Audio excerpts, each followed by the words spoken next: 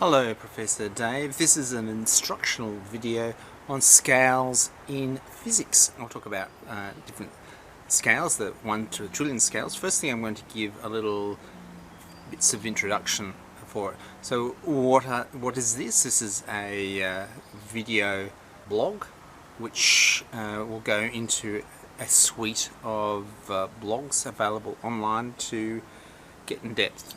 And why am I doing it? I've done thousands of podcasts. As you know, I've built lots of prototypes, and this is just the next stage up, learning how to do video blogs and get things across like that. And I suppose the general thing, obviously, while I'm doing that, is part of rehabilitation for brain trauma and that type of stuff. And look, it's been tough. But the thing is that as you forget and struggle through things, you relearn the same thing over and over again and improve. So you get a different aspect of it. You'll be able to see this, and you would have kept tabs as I've produced, gradually discussed a prototype, worked on a prototype, and then you're just seeing little tips of a lot of stock going forward. And thanks a lot for the silicon mirror. It makes a lot. I still haven't used it yet. Now, getting on to Professor Dave and myself, I'm going to be swiping myself from time to time because I'm being eaten alive by mosquitoes out here in the back of the garden broadcasting. However, Professor Dave and I met when he was doing, you were doing your PhD, and I was a honours student, and you'll know the sort of not directly brilliant, but sort of just knack of trying to find the maths and apply it. And this is very much what's happened here. So that's what we're discussing here coming forward. And so we'll go into the story of discovering or setting upon the 1 to the trillion scale. That is, if I shrink everything down to a trillion, I will then, so if I have a house and it's 1,000th scale, it will fit in my hand. If I've got something at trillionth scale, it so turns out that the sun is a convenient size of a ball bearing. 1 to a trillion scale also means that there's 10 petameters per light year. During the 1 to 10 scale, a petameter is a kilometre. And so this means that I can actually locate key stars around the planet. And I, after dropping in, picking up my silicon mirror and dropping off a shaped fruit quantum wave function on your ticket as a thank you. I'm a bit disappointed with these very funny grapes I sent, but the rest is ideal. So I'm just grouping all these mosquitoes as we're going on here. So I sort of measured the distance and then found that I could place a particular star in your office, and went along the process. So I've got two stories. One is setting our star Sol here in Glenbrook and how that's gone, and the star in your office. There's a little bit of interest to it. So it's the star in your office. The correct distance is Alpha Hydri, Hydri, and there's a big constellation Hydra. So there's sort of heaps of interesting little tidbits of information. The one star that would fit in your office is perhaps one of the most unusual stars. Now, firstly, it's the second brightest star in Hydri, I should say, Hydri. Now we'll talk about Hydra and Hydri.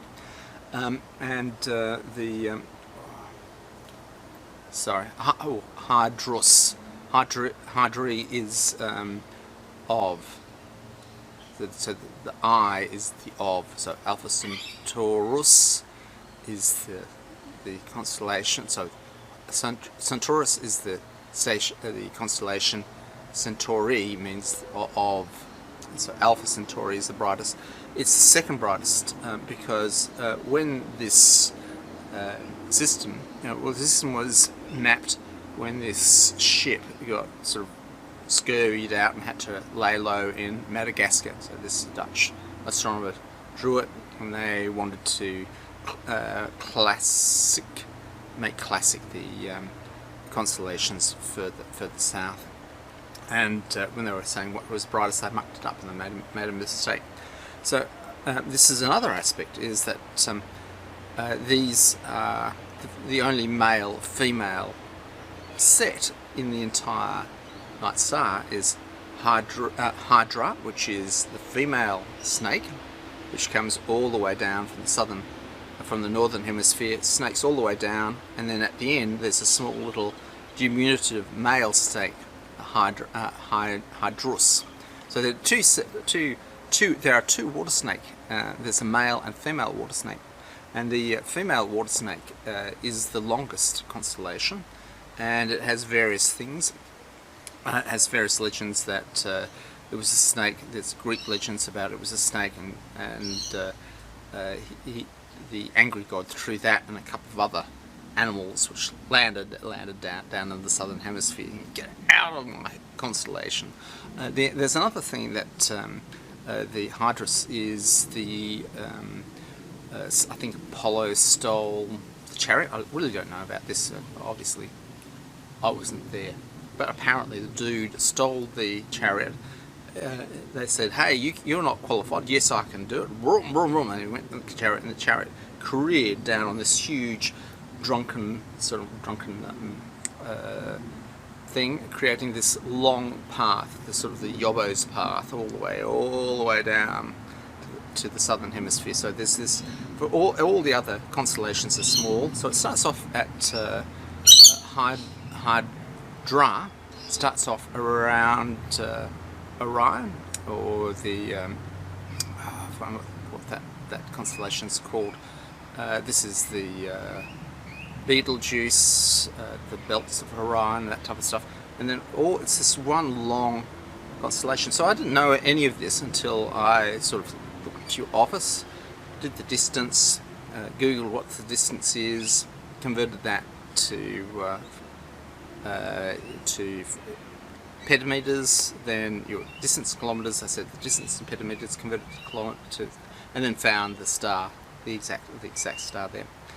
So this is rather interesting in terms of, and this is pretty much the entire way we've come up. For your office, it's really interesting because it's the female snake and then the small male snake, which they've discovered, or not discovered, named afterwards by this person holed up in Madagascar, and coming up there, and so the Chinese have to redo it. And then he's got the brightnesses of the stars slightly wrong, so his alpha Hydri, which is your star, is the second brightest, but it's very easy to find. So that's the story there, following the 1 to a trillion scale. Now what I want to cover in this case, in this one, is the different scales. So the 1 to a trillion scale, the sort of, in all teaching of physics, be it quantum physics or astrophysics, you have to, the secret thing of trying to get scale, people talking about different scales, and the 1 to the trillion is this brilliant scale, because let us go down. I'm going to say scale, I'm going to have 4 scales. I'm going to have scale 1, 0, -1, -2. -1 is you shrink it down. So this is large scale, but the model is shrunk down. So it's a -1 scale, a -2 scale, and this is trillion. So the trillion scale is where you blow it up by a factor of a trillion, and so you make a picometer. A picometer is, a nanometer is a billionth, and a picometer is a trillionth of a meter. So a meter is a picometer. Now let's go on a nanometer, or milli means 1,000, micro, Greek small, nano means dwarf, the Greek for dwarf, and then pico comes from the Spanish, means a little chip, and pico means the tiniest little shaving of dust that they would put on a set of scales to make it go down. Femto, which is the interesting thing, is from the Norwegian, of course, Norwegian, and how does that fit in? It means 15, 10 to the minus 15, 10 to the minus 12, 10 to the minus 15. And it so happens that a proton is about, well, it's 0.8 femtometers or 1.6 femtometers side to side, and so a proton is a ball bearing. So if in your +1 trillionth scale, reduction by a trillion, a proton sits in your hand is a ball bearing. Okay, so I've got here a little ball bearing. Now it so happens that the actual, at this scale, the scale of hydrogen, the Bohr radius is 52 meters, and so Rutherford said the most accurate description, and everyone's avoided this. They've said cricket balls, cricket stadiums, and stuff like that.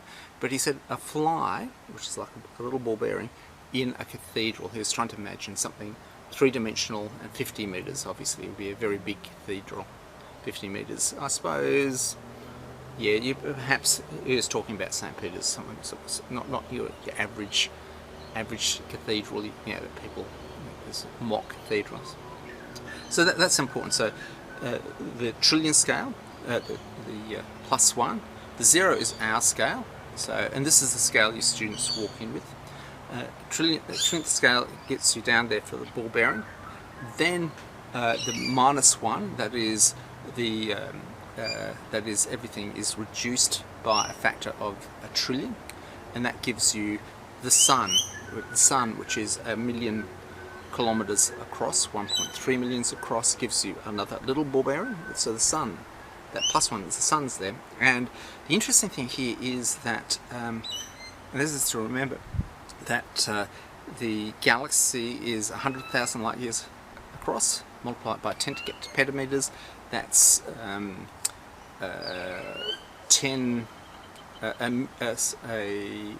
million petameters across. A petameter is a kilometer.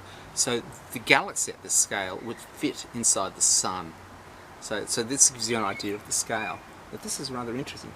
The next scale up, which is a trillionth, which is t, that's scale -2, gives you 10 to the 24. 10 to the 24 is a yotta. Yotta comes from the Greek for 8. So it's 1,000 times 1,000 times 1,000 times 1,000 times 1,000 times 1,000 times 1,000 times 1,000. So I just can't be bothered. I'm just doing it twice. And it so happens that the universe, side to side, is 800 yottameters across. Now, obviously, you've got space-time across, and the actual universe itself is a big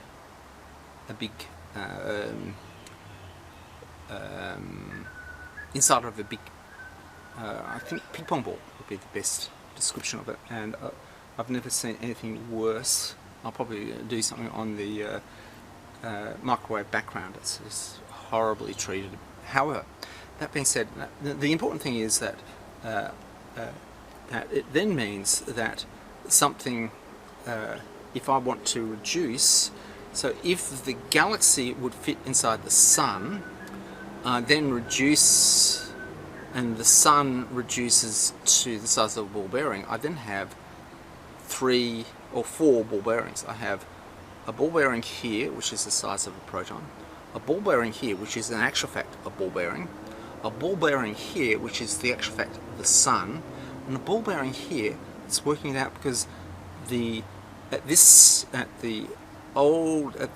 scale here, the galaxy is the size of the sun. So another ball bearing here, which is the size of the galaxy, and then 800 meters side to side, or 400 meters side to side, we have the cosmic microwave background, the end of the fireball coming out.